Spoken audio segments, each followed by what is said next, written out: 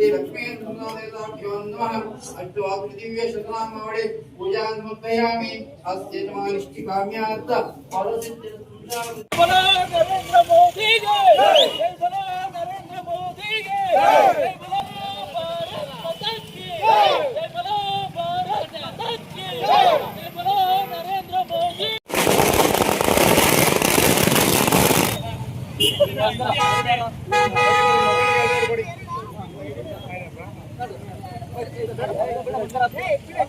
ಪಹಲ್ಗಾಮ್ ಪ್ರದೇಶದಲ್ಲಿ ನಮ್ಮ ಶತ್ರು ರಾಷ್ಟ್ರವಾದ ಪಾಕಿಸ್ತಾನ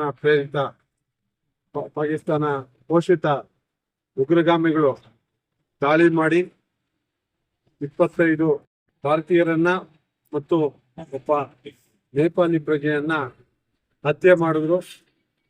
ಇದರ ಹೆಂಡತಿ ಮಕ್ಕಳ ಮುಂದೆನೆ ಏನು ನಮ್ಮ ದೇಶದ ಹಿಂದೂ ಸಂಪ್ರದಾಯದ ಪವಿತ್ರತೆಯಾದ ಸಿಂಧೂರವನ್ನು ತೆಗೆದುಹಾಕಿದ್ರು. ಇದರ ಪ್ರತೀಕವಾಗಿ ನಮ್ಮ ನರೇಂದ್ರ ಮೋದಿಜಿಯವರು ಅವತ್ತೇ ಈ ದೇಶದ ಜನತೆಯನ್ನು ಉದ್ದೇಶಿಸಿ ಹೇಳಿದ್ರು, ಇದರ ಹಿಂದೆ ಯಾರ್ಯಾರು ಇದ್ದಾರೆ ಅವರನ್ನ ಟ್ರೇಸ್ ಮಾಡಿ ಟ್ರ್ಯಾಕ್ ಮಾಡಿ ಪನಿಷ್ ಮಾಡ್ತೀವಿ ಅಂತ ಅವತ್ತೇ ಇಡೀ ಪ್ರಪಂಚಕ್ಕೆ ಸಂದೇಶ ಕೊಟ್ಟರು.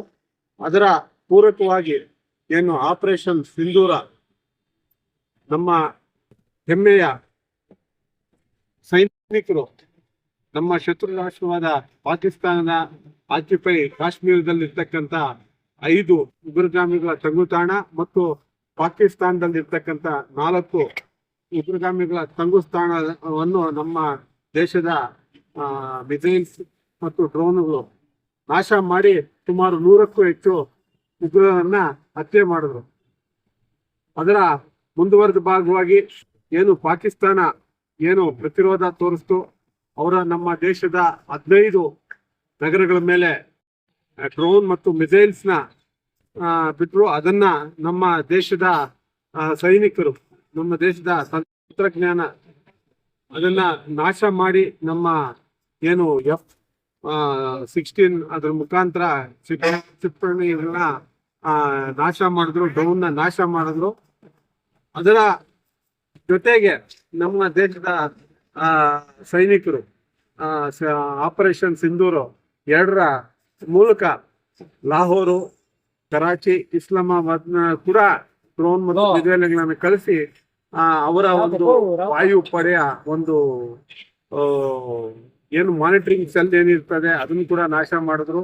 ಹೀಗೆ ಪ್ರತಿ ಹಂತದಲ್ಲೂ ಸಹಿತ ಪಾಕಿಸ್ತಾನದ ವಿರುದ್ಧ ನಮ್ಮ ದೇಶದ ಸೈನಿಕರು, ನಮ್ಮ ವಿಜ್ಞಾನಿಗಳು ಪ್ರತಿರೋಧ ತೋರಿಸ್ತಾ ಗೆಲ್ತಾ ಬರ್ತಾ ಇದ್ದಾರೆ. ಅವರಿಗೆ ಬೆಂಬಲ ಸೂಚಿಸಲು ಮತ್ತು ದೇವರಲ್ಲಿ ಪ್ರಾರ್ಥನೆ ಮಾಡಿ ನಮ್ಮ ದೇಶಕ್ಕೆ ಒಳ್ಳೇದಾಗ್ಲಿ, ನಮ್ಮ ದೇಶದ ಪ್ರಜಾಪ್ರಭುತ್ವ, ನಮ್ಮ ದೇಶದ ಸಾರ್ವಭೌಮತ್ವ ಎತ್ತಿ ಹಿಡೀಲಿ ಅಂತ ಹೇಳ್ತಾ ನಮ್ಮ ಸೈನಿಕರ ಜೊತೆ, ನಮ್ಮ ಕೇಂದ್ರ ಸರ್ಕಾರದ ಜೊತೆ ಪ್ರತಿಯೊಬ್ಬ ಭಾರತೀಯರು ಇವತ್ತು ರಾಜಕೀಯ ಪಕ್ಕಕ್ಕಿಟ್ಟು ಜೊತೆಗಿದ್ದು ಅವರು ತಗೊಂತಾ ಇರ್ತಕ್ಕಂಥ ನಿರ್ಣಯಕ್ಕೆ ಬೆನ್ನೆಲುಬಾಗಿ ನಿಲ್ಬೇಕು ಅಂತ ಹೇಳ್ಬಿಟ್ಟು ಇವತ್ತು ಲಕ್ಷ್ಮೀ ನರಸಿಂಹಸ್ವಾಮಿ ದೇವಸ್ಥಾನದಲ್ಲಿ ಪೂಜೆ ಮಾಡಿ ನಮ್ಮ ಸೈನಿಕರಿಗೆ ಬಲ ತುಂಬಿಸಿ ಅಂತ ನಾವೆಲ್ಲ ಪ್ರಾರ್ಥನೆ ಮಾಡ್ತಾ ಇದ್ದೀವಿ. ಒಂದು ಭಾರತ ಪ್ರಪಂಚದಲ್ಲೇ ತನ್ನ ಒಂದು ಹೆಮ್ಮೆಯ ಪುತ್ರನನ್ನು ಪಡೆದಿರೋದಕ್ಕೆ ಸಾರ್ಥಕವಾಗಿದೆ.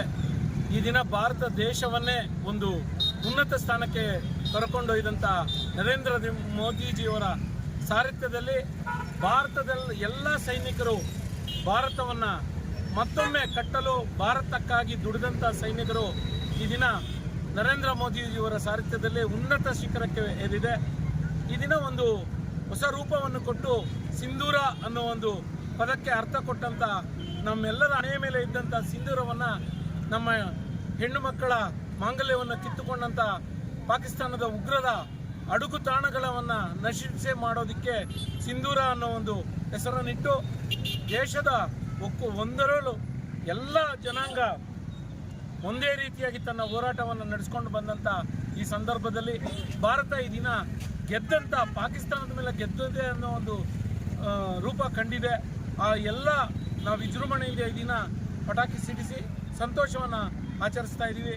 ನಮ್ಮೆಲ್ಲರೂ ಪಕ್ಷಭೇದ ಮರೆತು ಎಲ್ಲರೂ ಒಗ್ಗಟ್ಟಾಗಿ ಭಾರತವನ್ನು, ನಮ್ಮ ದೇಶವನ್ನು ಇಡೀ ಪ್ರಪಂಚದಲ್ಲೇ ಮಾದರಿಯನ್ನಾಗಿ ಮಾಡ್ಕೋಬೇಕು ಅಂತೇಳಿ ಈ ಸಂದರ್ಭದಲ್ಲಿ ನರೇಂದ್ರ ಮೋದಿಜಿಯವರು ಎಲ್ರಿಗೂ ತಿಳಿಸ್ಕೊಟ್ಟಿದ್ದಾರೆ. ಈ ಒಂದು ಸಂದರ್ಭ ನಮ್ಮೆಲ್ಲರಿಗೂ ಹೆಮ್ಮೆಯ ಸಂದರ್ಭ ಅಂತ ಹೇಳ್ತಾ ನಾವೆಲ್ಲರೂ ಒಗ್ಗಟ್ಟಾಗಿ ದೇಶಕ್ಕೆ ದುಡಿಯೋಣ ಅಂತೇಳಿ ನರಸಿಂಹಸ್ವಾಮಿಯಲ್ಲಿ ಪೂಜೆ ಸಲ್ಲಿಸಿ ಈ ಒಂದು ಪಟಾಕಿ ಸಿಡಿಸಿ ಸಿಹಿ ಹಂಚ್ಕೊಂಡಿದ್ದೀವಿ. ನಮ್ಮ ಸೈನಿಕರಿಗೆ ಶಕ್ತಿಯನ್ನು ತುಂಬಲು ದೇವರಲ್ಲಿ ಪ್ರಾರ್ಥಿಸ್ಕೊಳ್ತಾ ನಾವೆಲ್ಲರೂ ಒಗ್ಗಟ್ಟಾಗಿರೋಣ ಅಂತೇಳಿ ಈ ಸಂದರ್ಭದಲ್ಲಿ ತಿಳಿಸ್ಕೊಡ್ತೇವೆ. ಸುಮಾರು 1971ರಲ್ಲಿ ನಡೆದಂತಹ ಯುದ್ಧ ನಮ್ಮ ಇವತ್ತು ನಾವು ಯುದ್ಧವನ್ನು ನೋಡಬೇಕಾದಂತಹ ಪರಿಸ್ಥಿತಿ ಬಂದೊದಗಿತ್ತು. ಇವತ್ತು ಕಾಶ್ಮೀರದಲ್ಲಿ ನಡೆದಂತಹ ನರಮೇಧ ಏನು ಇವತ್ತು ನಮ್ಮ ಭಾರತ ಮಾತೆಯ ಹೆಣ್ಣು ಮಕ್ಕಳ ಮಾಂಗಲ್ಯವನ್ನು ಕಿತ್ತುಕೊಳ್ಳುವಂತಹ ಕೆಲಸ ಪಾಕಿಸ್ತಾನದ ಉಗ್ರಗಾಮಿಗಳು ಏನು ಮಾಡಿದ್ದಾರೆ ಅವರಿಗೆ ಪ್ರತ್ಯುತ್ತರವನ್ನು ನೀಡಲು ಇವತ್ತು ಮೋದಿಜಿ ಮತ್ತು ಅಮಿತ್ ಶಾ ಅವರ ನೇತೃತ್ವದಲ್ಲಿ ಇವತ್ತು ಪಾಕಿಸ್ತಾನದ ಮೇಲೆ ಉಗ್ರ ತಾಣಗಳನ್ನ ನಿರ್ನಾಮ ಮಾಡಿದ್ದಾರೆ.